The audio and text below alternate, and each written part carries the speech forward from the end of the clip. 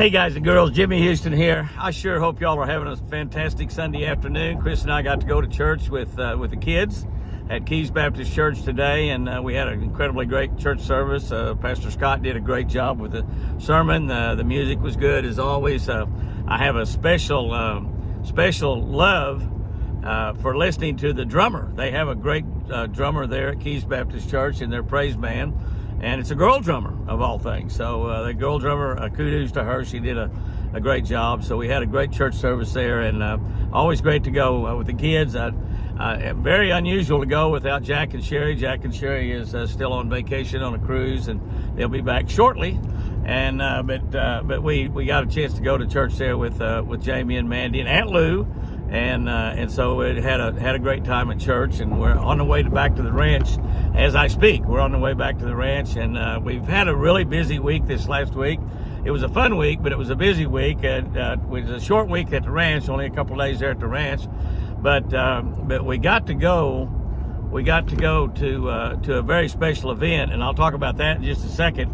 But also got to spend a couple of days with a couple of the great Shell customers from down in Midland, Odessa, Texas, Gary and Sharon. And we had a great time. We fished on Table Rock Lake. I took my Ranger Shell Rotella 521R Ranger over there, and we had a great time, run all over the lake. And the lake was really crowded. We had 600 people in there fishing a big bass tournament. I think a Yeti big bass tournament where they weighed in every hour or something. I think the big fish last time I heard was 6 pounds 11 ounces, which is way bigger than anything we caught by a lot. But the fishing was really, really tough. It's sort of that we're in that period of time right now where, for the most part, if you don't have grass in your lakes, it's going to be pretty difficult to fish.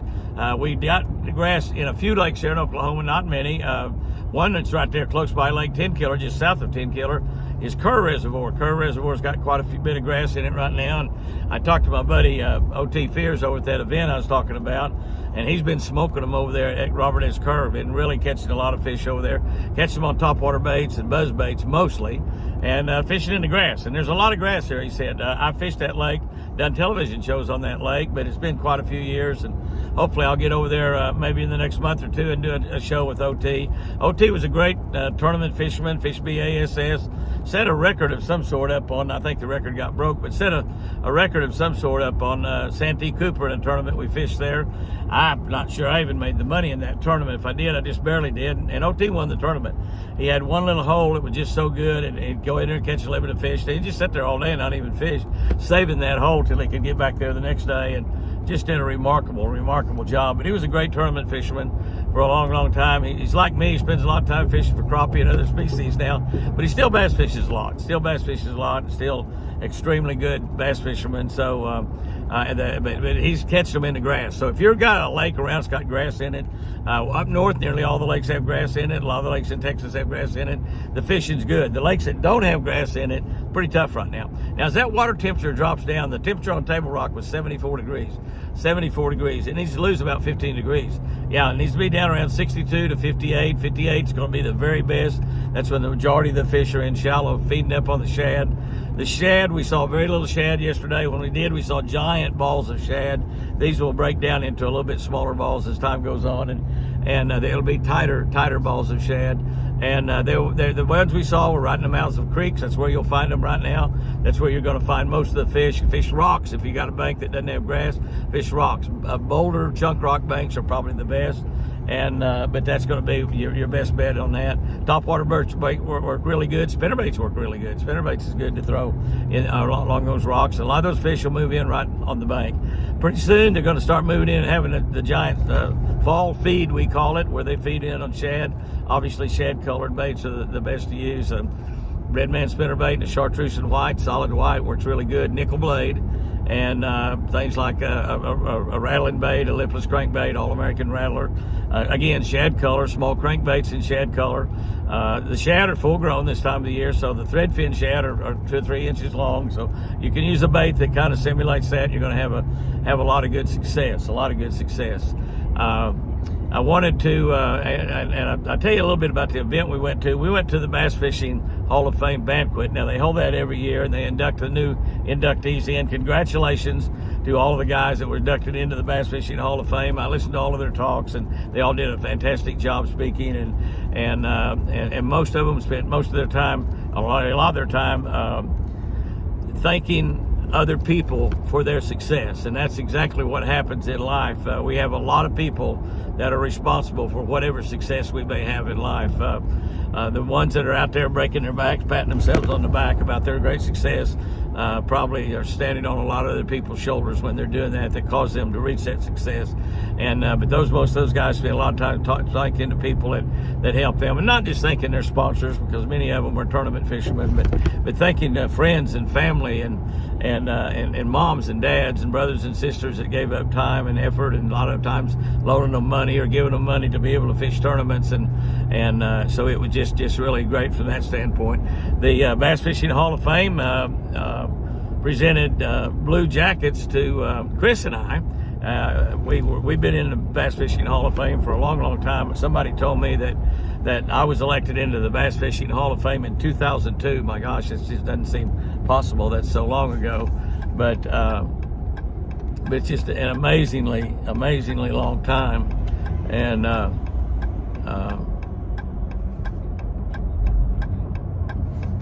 bunch of trucks pulling out here in front of me. Try not to run over any of them, or vice versa. If I run over them, they won't know it. If they run over me, I'll definitely know it. But the Bass Fishing Hall of Fame, I guess if I was put in there in 2002, that's over 20 years ago. And they said that Chris was inducted into the Bass Fishing Hall of Fame in 2005. And so just 3 years after I was. So there wasn't really a whole lot of people, a whole lot of guys, and no women at all in the Bass Fishing Hall of Fame when she was elected in there. I think there are 4 women now. I think Kathy Fennell, who was CEO of FLW and now of Major League Fishing, and Helen Sevier, who owned Bass for many years and did a remarkable job in taking over for Ray Scott and advancing the sport of tournament fishing, the sport of bass fishing, where bass fishermen actually became celebrities because of their bass fishing skills and ability. Ray Scott, of course, has been in the Bass Fishing Hall of Fame for a long time, and Helen Sevier definitely earned her right in there just as well as Kathy Fennell. And I think maybe there's only 4 girls in there. I might be mistaken in that, so don't take that one to the bank. But for a long time, Chris was the only one. Penny Berryman's the other fishing girl that was tournament girl anyway. And I think, of course, Kathy and Helen both fish as well, but they don't fish tournaments. But Penny fished tournaments, had a very successful tournament career, a tremendous influence on tournament fishing, a great ambassador for Bass Pro Shop, and a great ambassador just like Chris was for getting a lot of other girls and ladies into fishermen. And there are probably more women in fishing now than there's ever been. Another thing they did there at the Hall of Fame is they started a new award they call the Rick Clunn Legacy Award. Ricky Clunn has fished over 500 BASS tournaments. That's amazing, isn't it? That amazing? So they started a Rick Clunn Legacy Award, and Rick Clunn himself was the first winner of that Rick Clunn Legacy Award. And then I guess they'll be giving a Legacy Award in every year now from as goes on. And it's not only great fishing ability, which if you get in the Bass Fishing Hall of Fame as a fisherman, you have to have great fishing ability. There's other people in there, boat builders and individuals that had tremendous impact on the industry, television people that were not the television personality in front of the screen, but people behind the cameras and behind the shows and behind the editing and all of that.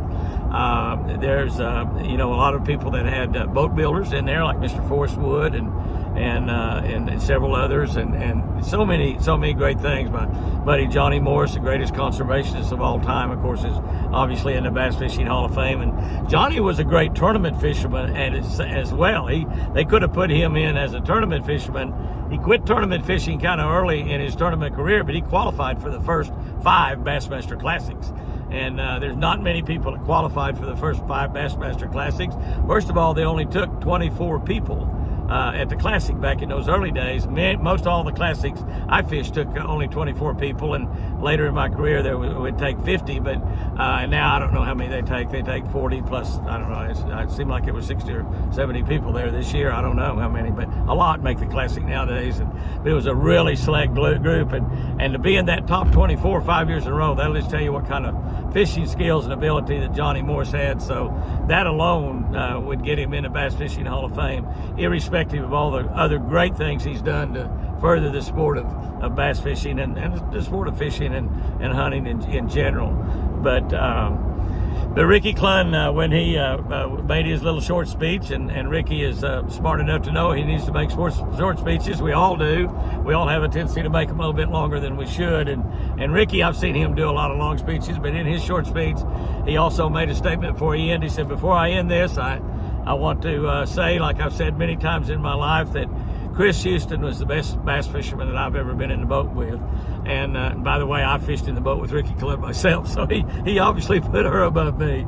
But the crowd, just started cheering and hollering, and when he said that, and it was a great tribute to my beautiful Chris, and I appreciate Ricky for doing that. Ricky's been a great friend for a long time, and I appreciate him remembering the tournament day he spent fishing with Chris, and how good she really actually is in bass fishing, and it could be again today if she could get to using that right arm, which that'll happen one day. She'll be able to use that right arm and stand in that bass boat with me and catch a lot of fish. I want to personally thank so many of my friends and people in the industry that came by and visited with Chris. It was just an incredible evening for me to watch how the fishing industry reacted to Chris and how much they love her, and fisherman after fisherman after fisherman commented that they've been praying for Chris every single day. And we actually sat at the table with Bill Dance, his wife Diane, and Diane and Bill have been praying every day for Chris since she had that stroke. And I just want to thank everybody for coming over and giving her a hug and spending time with her. It meant a lot to her. It meant more to me even probably than it did to her, but it meant an awful lot to her too. And several of the people hugged her, and Ricky Clunn was one of them with a little bit of a tear in his eye. And it's just so good to see that how this industry that I've been in forever and supported with basically all of my time for the last 50 years, hard work and effort, that how much they respect and love Chris. And it was just a great evening for me, a great evening for a lot of people. It's one that some of you guys that are in the Bass Fishing Hall of Fame that don't get to go very often. And honestly, I've been a few years since I've been there, and I'm going to try to make it every year from now on if I can.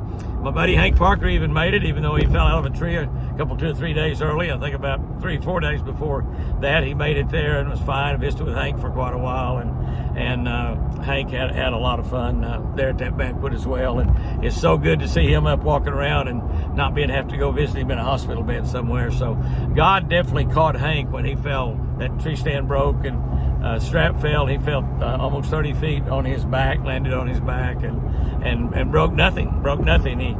He had a barely little concussion. He's so hard-headed. I'm surprised he had any concussion at all. But evidently his bones are pretty tough too, because he didn't break any bones.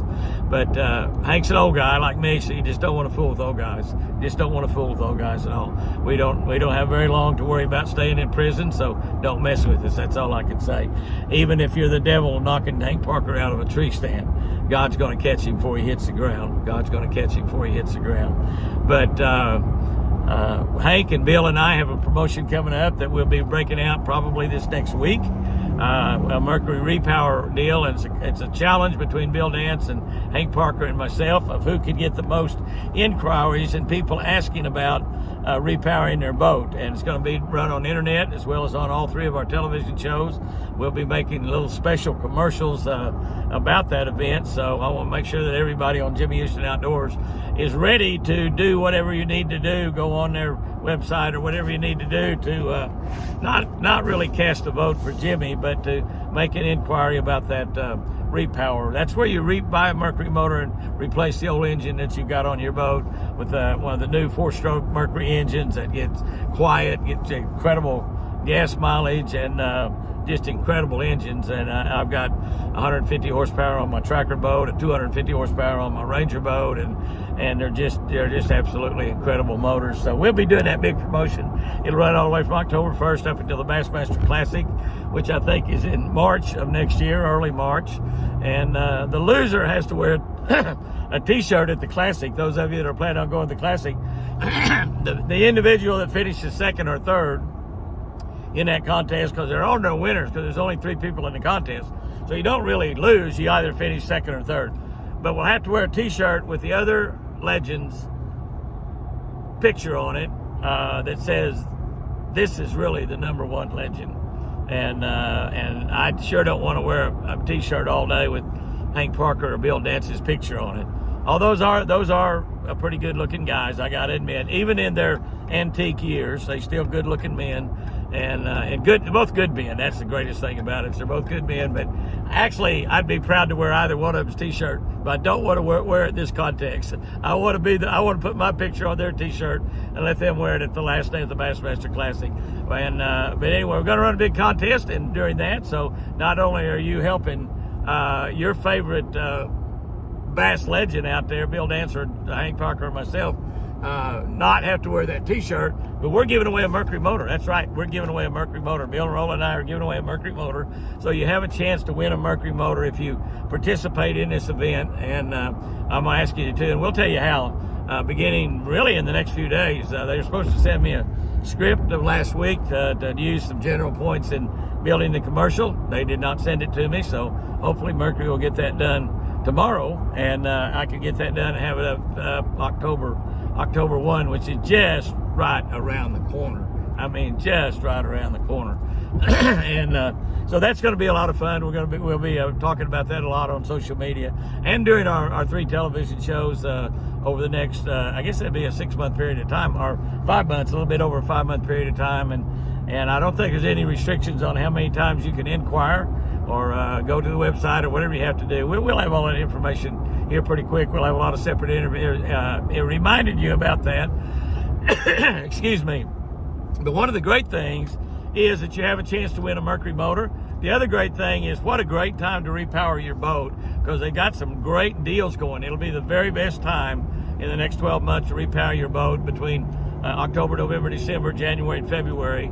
It's going to be the very best time to put a new engine on your boat. It's a great time most part of the country because a lot of you are not fishing that time of the year. It's a great time to put a brand new Mercury motor on your boat and replace your old engine. You got new warranties. The warranties now are not just 1-year warranties. A lot of them go 3 years. You can buy a little extended and have 4- and 5-year warranties. And the engines are just absolutely state-of-the-art engines now. You can't believe how good they have become over the years. They made them a little bit better every year, and then they took a quantum leak in those engines about 4 or 5 years ago when we went to all 4-stroke, and they're just incredible Mercury motors. So be sure to do whatever you need to do to make sure that Jimmy Houston wins that contest, and hopefully one of my people will win that Mercury motor. Absolutely win that Mercury motor that they're giving away.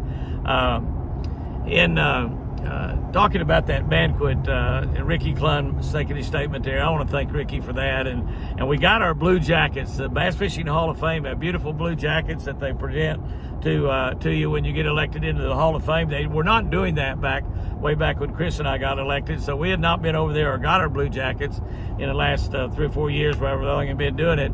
And so Kathy Fennell asked if she could present Chris her jacket, and she did. And Ricky Clun, my buddy Ricky Clun, put my jacket on me, so that'll be something that I'll remember forever. Chris will remember that our great friend Kathy Fennell put the jacket on her, and it's kind of hard to get it on with Chris's one arm. It's kind of bad. The jacket was a little bit small too, seemed like, but anyway, they're beautiful blue jackets. We're looking forward to wearing those at many more Bass Fishing Hall of Fame dinners. So it was a good week. We got to fish Table Rock Lake there on Saturday with Gary and Sharon. We had a lot of fun. We caught very few fish. 2 fish, as a matter of fact. I'll just go ahead and own up to how bad it was. Gary caught 1, and I caught 1, and we lost a couple fish. Sharon actually lost 2 or 3 fish on a red man spinnerbait. My second cast, I got a Kentucky bass on, lost it at the boat. I was fishing with barbless hooks, and it jumped off right at the boat. But it was really tough there fishing right now. But fishing is, if you're gonna fish right now, fish on the rocks. If you got a lake that's got grass in it, fish in the grass. That's just all there is to it. We got a lot of appearances coming up during the month of October. I think I've got maybe 10 or 11 or 12 appearances coming up in October. The first one will be October 3rd. We're opening a new Bass Pro Shop at Spring, Texas. That's north of Houston. A beautiful store, and I'll be there along with Roland Martin. I think Kevin Van Dam's going to be at that tournament as well. Mr. Johnny Morris himself will be there. absolutely the greatest conservationist in the history of America. Several other people will be there. I don't know who all's on the list, but there'll be several other people there as well. The store will open at 6 o'clock. IMC the opens for those stores, and the opening ceremony lasts about 30 minutes. You'll be able to get to the store about 6:30. All of us that are there will be in an autograph line. We'll be signing pictures and taking pictures, signing autographs, kissing wives, kissing babies, and doing all kinds of fun stuff. They will have the greatest sales of the year going on there. A goodly percentage of the money you spend there on that night, next Wednesday night at Grand Prairie, Texas, Spring, Texas. I might have said Grand Prairie a minute ago. Grand Prairie we've already opened. It's already open. But Spring, Texas, just north of Houston, Texas, a good percent of the money that you spend there will go into conservation, and that conservation money will be spent right there in the Spring, Texas area. So it won't go out of state or anything. It'll just simply be donated by Bass Pro Shop and Mr. Johnny Morris himself. So it's just a great situation from that standpoint. On Saturday, I'll be at the First Baptist Church, Sherman, Texas. We've got a big wild game dinner there, a beast feast, or a barbecue, I think it is. And I think that starts about 4 o'clock on next Saturday afternoon. There is no Oklahoma University football game next Saturday. There is no Texas football game next Saturday. Oklahoma plays Texas the following Saturday in Dallas at the Cotton Bowl. So you have no excuse that you need to stay home from church to watch the OU Texas football game, because it's not till the following Saturday. And we're going to have a great event there. Tremendous barbecue dinner. You get your tickets there at First Baptist Church, Sherman, Texas. I'll be there next Saturday. I think the event starts about 4 o'clock. I speak at about 6 or 6:30, something like that. We will have a lot of fun. It might be a day that absolutely changes your life for the better. So make sure you have plans. If you're anywhere close to that, we'll be there on that. That's the first Saturday of October, which is next Saturday. On the last Sunday of October, we'll be a couple hours on down the road at Whitesboro, Texas. Really, probably not even a couple hours, about an hour. At Whitesboro, Texas, First Baptist Church, Whitesboro. And we have a wild game beast feast there with lots and lots of wild game. It'll be an incredible dinner. Those of you that are in that area down there, attend both of them. They're both going to be great events. We'll have a lot of fun. There are going to be lots of activities going on, lots of things happening. They will be great events. Those are both tremendous churches. First Baptist, Sherman, Texas, First Baptist, Whitesboro. I'll be doing a video in the next day or two explaining a little bit more about that Whitesboro tournament. We do have a video up on YouTube and Facebook talking about the Sherman, Texas event. We'll give you all the details about that. But you can get in touch with either one of those churches to learn about that. We've got quite a few, about another 8 or 10 appearances scheduled throughout the rest of the month of October. So we'll be running around the country. We'll let you know where those are as they get up closer to those deals. I want to end this thing by showing you something that I saw on the internet, and it was so cool because it is Dr. Phil, and he was talking to a late night, I think it's a late night talk show host on one of the networks. I don't know what network it is, but this guy's got a talk show, and I'm sure it's probably really popular, and is a pretty sharp sounding guy, the intelligent sounding guy, but anyway, Dr. Phil was on there, and I'm not a huge Dr. Phil fan, but I guarantee you when you hear him talking, it's hard to turn him off because he just makes sense. He's a common sense psychologist or psychiatrist or whatever he is. I understand he was found by Oprah Winfrey. She's the one that discovered him and had him on her show, and he eventually evolved off and got his own television show, several different television shows he's been on. But Dr. Phil and Dr. Phil on that show, little clip that was on the internet, was talking to the talk show host. I can't remember what his name was, but Bill Mayer or Moore or Bill something or other, I believe. I might be right. I might be wrong. Don't get me. But anyway, sharp guy seemed like. But anyway, Dr. Phil was telling that the problems, the only way there was going to be a solution to the problems that we're having in America right now was family and faith. That's the only two ways: the restoration and the building back up of the American family, and of course building up of faith here in America. Faith, family, and faith. And we have a significant group of people here in America that are trying to destroy the middle class. They're trying to destroy the family, period, and going into groups of different people, but not families, and trying to separate families in any way they can by race or color, and quite honestly, most families in America are mixed racial families. So, but they try to separate them by the politics, by their race, by their color, by their gender, by whatever, and some of them even change their genders around. But we need the restoration of the American family, where the families all get along, they all love each other, and they can't be separated by political parties. They can't be torn apart, and they can't be torn apart. Even the middle class people, you know, we're having a losing more of the middle class people in this country because of the high prices of everything and the way things are going in the country. But Dr. Phil was talking about, we need a restoration of the American family, and we need a big uptick in our faith. Our faith needs to be stronger, and we need to have more people of faith. That will be the solution to solve the problems that we're having in America right now.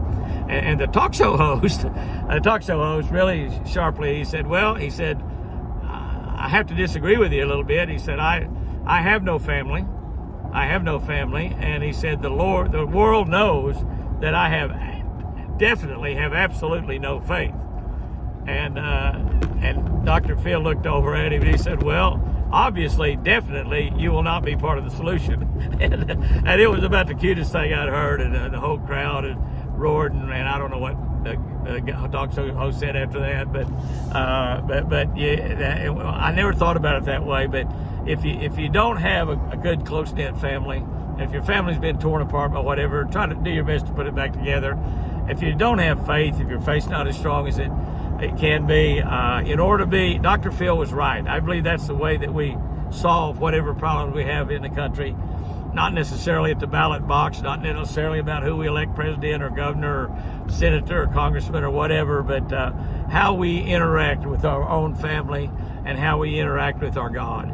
And if we strengthen the American family, if we strengthen the American faith in God, you will be part of the solution. You've heard me say many times, I pray when I start each day, Lord, let me be part of the solution, not part of the problem. And I'm thinking that if you don't have strong family ties, if you don't have strong faith, you definitely might be part of the problem. And as Dr. Phil said, you're not going to be part of the solution. Definitely not going to be part of the solution. So have you a great week out there. Be part of the solution, not part of the problem. And hug your wife, hug your kids, hug your brothers and sisters, your aunts and uncles, grandma and granddad. Strengthen the American family. Strengthen your faith in God. One of the best ways to strengthen your faith in God is just talk to Him. Talk to Him. Talk to Him. Tell Him how important He is to you. Go to church on Sunday. When you go to church on Sunday, you're showing God that He's important in your life, and you're showing God that other people that are there at church are important in your life also. That's what you're showing God when you go to church. And you can be a Christian without going to church, but if you don't go to church, you might wonder if you're actually a Christian at all. So have a great week out there. Have fun. Fishing's going to get better as this water gets cooler. And if you've got a lake that's got grass in it, go out there and whack them tomorrow. Have fun. Remember, I sure do love you.